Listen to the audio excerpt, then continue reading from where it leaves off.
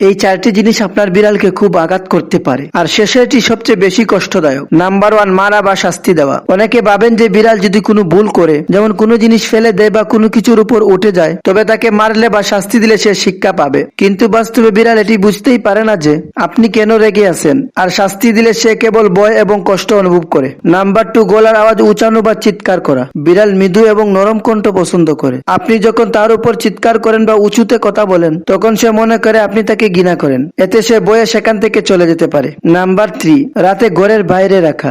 আপনার বিড়াল যদি আপনার সাথে ঘুমাতে পছন্দ করে, তবে এটি কেবল তার অভ্যাস নয়। আপনি যদি দরজা বন্ধ করে তাকে বাইরে রেখে দেন, তবে সে দরজার কাছে এসে আপনার জন্য অপেক্ষা করতে থাকে। এই মুহূর্তগুলো আপনার কাছে ছোট্ট মনে হতে পারে, কিন্তু বিড়ালের জন্য এগুলো খুবই কষ্টদায়ক। নাম্বার 4, অবহেলা করা। আপনি যদি আপনার বিড়ালকে বারবার অবহেলা করেন বা তাকে নিজের কাছে আসতে না দেন, তবে সে ধীরে ধীরে চলে যায় এবং ডিপ্রেশনের শিকার হয়। অনেক সময় তো এমন বিড়াল ঘর ছেড়েই চলে যায়। আপনি কি কখনো অনুভব করেছেন যে আপনার বিড়াল আপনার উপর রেগে আছে বা আপনার থেকে দূরে সরে যাচ্ছে? কমেন্টে অবশ্যই জানান।